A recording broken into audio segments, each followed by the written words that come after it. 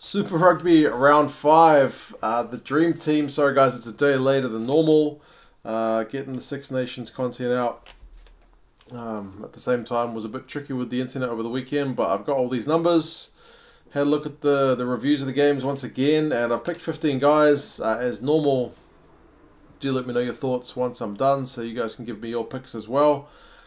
Certain positions, as always, tough in terms of there being lots of guys to choose from. Other positions, perhaps not as deep as we normally go, but yeah, the mystery of my missing magnets also, screen's flickering, mystery of my missing magnets, a bit of alliteration, continues, so I'm going to have to just write the names on the board until I can find them. I have searched my house high and low, no sign of them. I'm still blaming the children. Start with props. From the Chiefs, I have gone with Aiden Ross. Chiefs put in a pretty solid scrummaging effort, I thought, from that game at the weekend. He had 2 runs, 4 meters. That's fine. A clean break. I don't quite get how you have a clean break when you only made 4 meters from 2 runs. Does it count if your clean break is only a meter? I suppose it does. 11 out of 12 tackles, which are good numbers for a prop, along with 1 turnover attained. So, yeah, pretty good effort from him. And another prop also who did a pretty good job, I've gone with, not to be confused with his brother, who plays the same position in the same team, JP Smith from the Reds, another team whose scrummaging is one of their strengths, and he proved that on the weekend. He had 6 runs for 19 meters, which for a prop is a very good return. 2 defenders beaten and 1 clean break. See, when you see 1 clean break in 19 meters, you can actually picture that rather than 1 clean break 4 meters. Also had 1 pass, 7 out of 8 tackles, solid in the scrum. I think his counterpart on the Sunwolves side conceded at least 2 penalties. So good effort from the Reds forwards, and that one they managed to get the job done. Next, hooker, I have gone with Falau Faenga.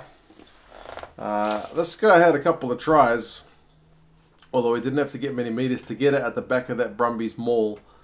All their tries pretty much came from those mauls, and it's a very effective weapon for the Brumbies.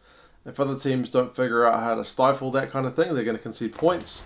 Although the same was true for the Lions last year, and in that game against the Crusaders in the final, the Crusaders were able to nullify that maul, and there wasn't really a plan B for the Lions in that game. So for the Brumbies, you'd hope that they're going to find some form for their backs, because they do. They've got Henry Spade, they've got Tom Banks, guys who haven't quite been lighting things up this season thus far. But speaking of Falau Faenga, 4 meters from 6 runs, 2 passes, 2 tries. I think he's scored in like 5 games in a row, but a lot of that is down to that forward pack. So he's kind of the rep for that forward pack at maul time. 7 out of 8 tackles, and the line-out was running 12 from 13. So a pretty good effort from the Wallaby and Brumbies rep.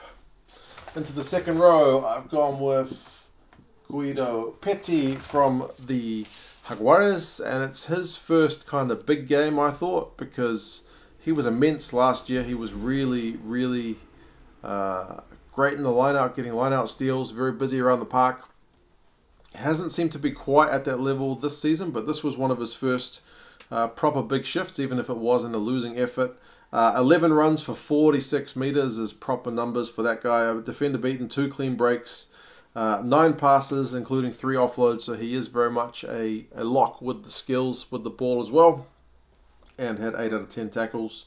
80% for a lock, I suppose, is not fantastic, but it's good enough for me in this one.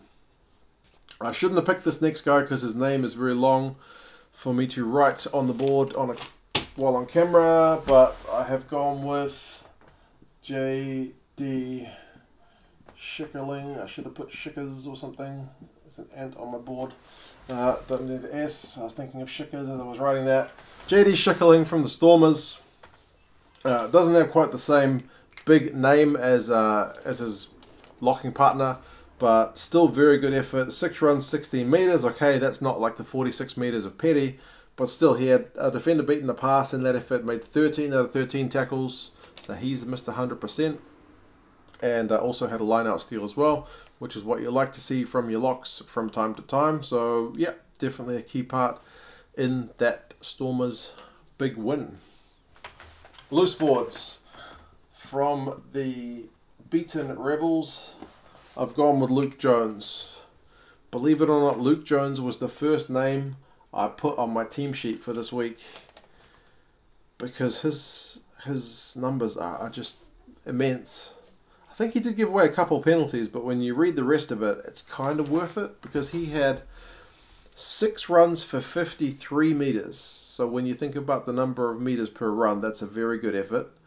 4 defenders beaten, 2 clean breaks, 3 passes including 2 offloads, ball handling, running, strength, a try assist, and 23 out of 25 tackles. Anybody getting 20 plus is getting into top territory, and that is top territory. 1 turnover on the ground as well. So, yeah, man, a proper effort from him. Unfortunately, it wasn't enough. I know Rebels fans were pretty annoyed at the penalty count in that game, which I didn't realize at the time it was 20-1 in that game, which is extraordinary. It's hard for me to gauge because I didn't see that one in full, but people have said that the Rebels at times were pretty cynical and actually could have had more penalties conceded. Other people have said, Egon Seconds is not the best ref, and at times he does have stinking games, so I don't know. You guys will have to let me know. Because, I mean, it's hard to believe that a team only conceded 1 penalty throughout the entire game. But if the other team's being cynical, I don't know. You guys will have to kind of educate me on how that one went. Another guy from that game, though, I've gone with Quacker Smith from the Lions. And he's been impressive thus far. He's a guy who doesn't really seem to be on the Springbok radar because he's seen as being a bit small. And he is noticeably lighter and a bit shorter than pretty much everybody else who you can think of who plays in those positions. Yeah, it's usually at least 10-15 kilos, but what you get from him is increased mobility. I mean, that sevens background definitely adds a lot to his game. 7 runs for 89 meters is an effort that a winger would be proud of. A defender beaten, 2 clean breaks. I guess the fact that he's got more clean breaks more than he's got defenders beaten speaks to the nature of his game being more about mobility. 5 passes, 2 offloads, so he's got that natural ball handling. A try assist, 8 from 8 tackles, so still defensively solid despite perhaps not being the biggest guy, and a turnover. He usually plays kind of in that position, even though he was number 8 for that one, I think, but he always has a turnover or 2. So if he can do a job, he can do a job even if he doesn't kind of fit that traditional, I don't know, like Vermeulen kind of build, but he can still add something to that team. So very good effort from him. And another guy from the Waratahs, whose jersey I have on today, I've gone with Michael Hooper. And if the Wallabies are going to do anything this year, you'd think he's got to have a big season. He started off pretty well, even if they did lose this game. 14 runs, 31 meters, very good. He's always got that work rate. It's kind of part of his game. 6 defenders beaten is top stuff, and a lot of that would have been when he scored his try because Bernard Foley hit the post with a penalty attempt. Hooper was the first guy to somehow gather it, and he must have beaten at least 4 guys to get to the line. He had no rights to score, but he still managed it.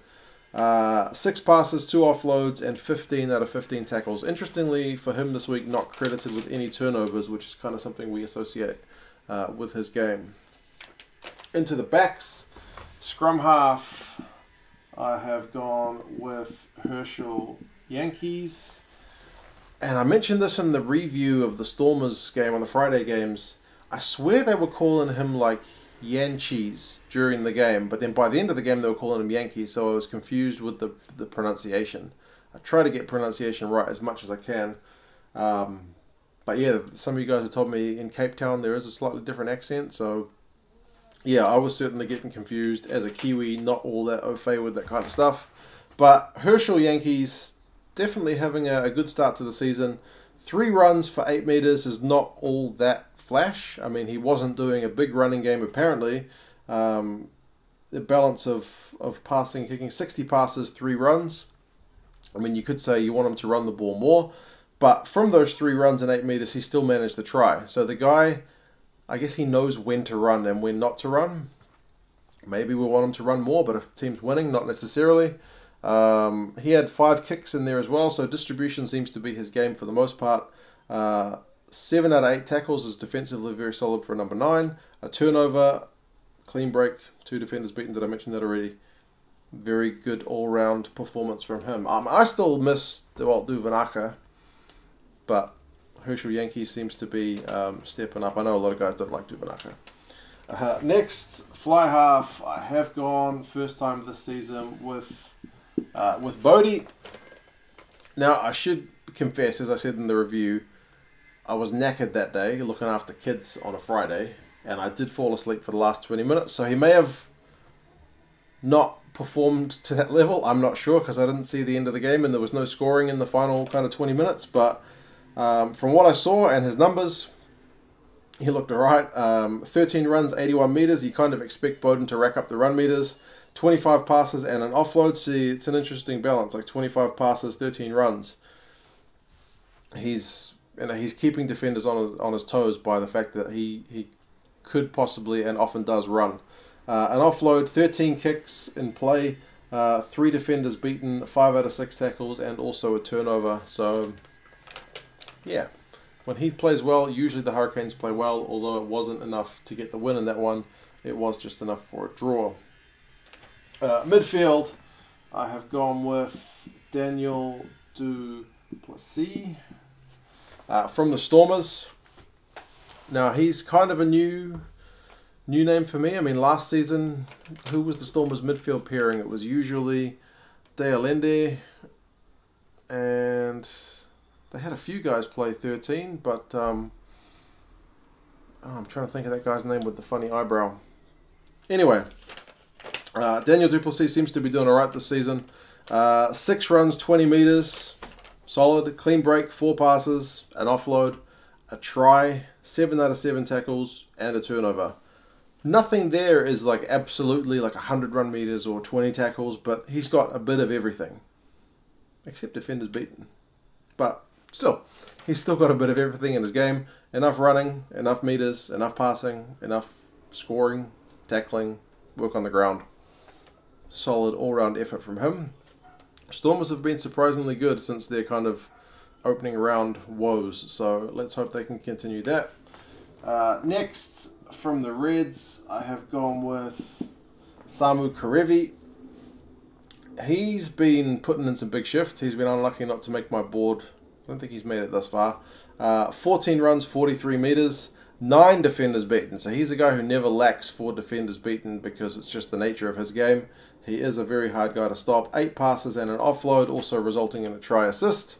4 out of 5 tackles. Now that's a low tackle count for him, but that's also a high tackle count for him in terms of percentage. He is usually one of the busiest tacklers for the Reds, but he also misses quite a few tackles. So he tackles a lot, but he misses a few. So 4 out of 5. I suppose if you'd made him make 20, then he would have missed 4. But for 4 out of 5, it doesn't look that bad. Anyway, you would hope that if there'd been more, he would have made the majority, if not all of the rests.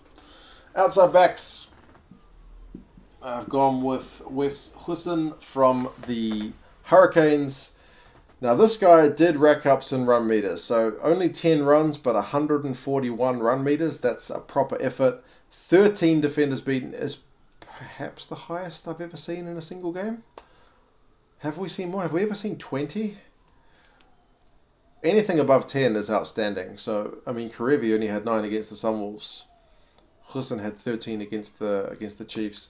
2 clean breaks, 4 passes, and you would have thought with him clean breaks would be more of his thing. Anyway, 4 passes, managed the try, 3 from 3 tackles, so successfully defensive when needed, and also managed a turnover. A lot of guys managed turnovers this week.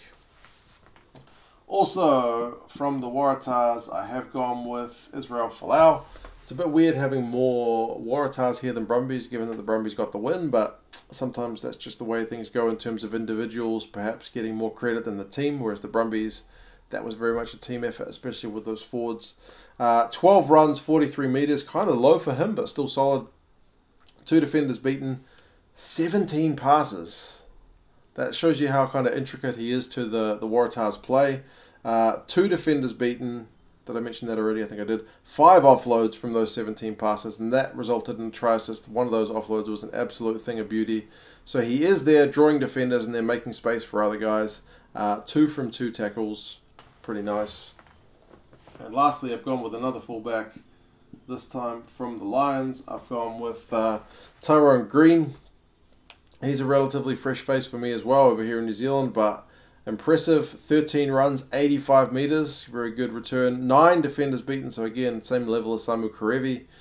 2 clean breaks, 3 passes, a try assist, 2 from 3 tackles, and also a turnover because everyone wanted to get turnovers this week. So yeah, that's the 15 players that I have gone for. There were certainly plenty of other good performers. I mean, Malcolm Marks had one of his best games of the season. Billy Meeks was immense for the Rebels. But during his yellow card, they conceded like 21 points. So I couldn't bring myself to put him on the board, given that that yellow card was just that costly. I mean, Kipu was pretty good for the Waratahs as well. But again, yellow card. I try not to go with guys who concede yellow cards, even if that one against the Brumbies wasn't really punished. In terms of the Brumbies not scoring any points during that time. But yeah, definitely more good performers than this. But these are my 15 guys. As always, it is more of a fantasy style team pick because I have got some. I think I've got a couple of loose heads and a couple of fullbacks. But you know what I mean. If you play fantasy, you know. Yeah, you guys let me know your thoughts on players that you thought played well this weekend. Power rankings will be tomorrow, so we're kind of a day behind schedule, but it's only Super Rugby on this weekend, so should be back to normal service relatively soon. Yeah, you guys take care, and I'll talk to you again soon. See ya.